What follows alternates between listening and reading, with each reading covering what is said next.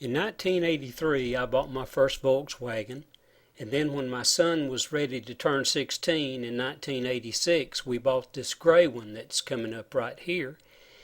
And one thing led to another, and we built more and more Volkswagens, and bought more Volkswagens, started going to car shows, and it's always been just a hobby. I never worked on Volkswagens for the public, just me and my son did it as a father and son thing. I did all the work on the cars you see here. I did the paint, interior, headliner, engine, body work. I did it all. The reason we're pulling this engine out of this Volkswagen is because it blew out a spark plug. All the threads were stripped. I tried to repair those threads with the engine in the car, but just could not put enough force on that tap to get it started straight. It will take your full body weight against this tap to get it started. You might consider using some kind of a spacer around your spark plug socket to help you guide it straight. The shortest sleeve you see here will be the one that you would use for that spark plug thread repair. Just follow the instructions. It's very easy to do. This is a 1970 auto stick bug. Removing the two rear wheels will make things a little easier for you. Then disconnect your battery. Remove all the heater tubes as shown here by the X's. Remove the vacuum lines from the carburetor. Remove this large vacuum line as shown here to the intake. Remove number 1, the choke wire, number 2, the idle solenoid wire, and number 3, the generator wires. Removing this transmission line can be a little hard to do. You might want to use a crow's foot wrench. You'll need to loosen the sheet metal around the engine, pull it up, and you'll need to remove that sheet metal pan around the rear of the engine. Remove the ignition wire to the coil. Disconnect the throttle cable. Remove these heat riser tube seals, and then you can remove the rear pan. Shown here are the two large 17mm nuts on both sides of the top of the engine. You'll be removing those later. Remove this transmission pump line from the rear of the engine, and remove this line from the reservoir.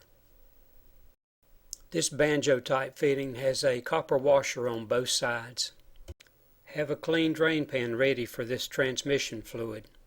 You can use a paint strainer or an old t-shirt to clean this fluid before you put it back in. Use a ratchet and a socket so as to turn the engine to remove these 4 bolts that are located down under the engine on the torque converter. Remove both heater box control cables. Remove the heater hoses from the heater boxes. Remove the fuel line here, but have a cap or a plug ready to cap that line off. You'll be spilling some gas here, so don't get your shop light anywhere close to this. Or you could remove the gas line here at the rear of the engine. Always use a clamp around these gas lines. The 2 upper engine bolts are really hard to get to, and they have a special head with part of it cut off so as to hold itself. They're really hard to get to.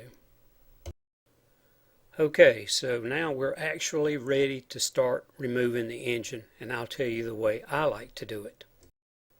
I like to tie a small piece of mechanics wire around one tab on that torque converter to keep it from sliding off the transmission, just to be safe. Then I raise the car up on the lift about 2 feet, enough to be able to get under it. Then I use a floor jack under the center of the engine and jack it up to where it just puts a little pressure on the engine. Now remove the 2 bottom engine bolts from underneath the car. You should have already removed the 4 bolts that hold the converter to the engine flex plate. Now with your jack positioned under the center of the engine and just slight pressure on it, go ahead and remove the 2 top nuts at the top of the engine as shown in the previous photos. Now by slightly moving the engine, slightly up or down, you should be able to push those two upper bolts, engine retaining bolts, back through the holes and out of the way. Now I raise the car on the lift to completely clear the engine while someone holds the engine steady on the jack, on the floor jack.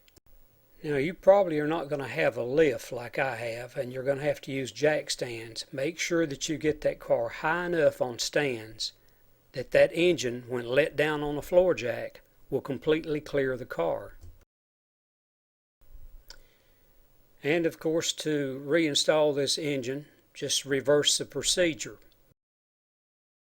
It's a little hard to get the engine in just the right position without any guide studs. But once you have it in the right position, go ahead and put your 4 bolts and nuts back in, drawing them up evenly and carefully and making sure everything clears. Don't get anything caught between the engine and the transaxle. I hope this video has been some help to you. Pulling an auto stick engine is a little bit different than the manual transmission.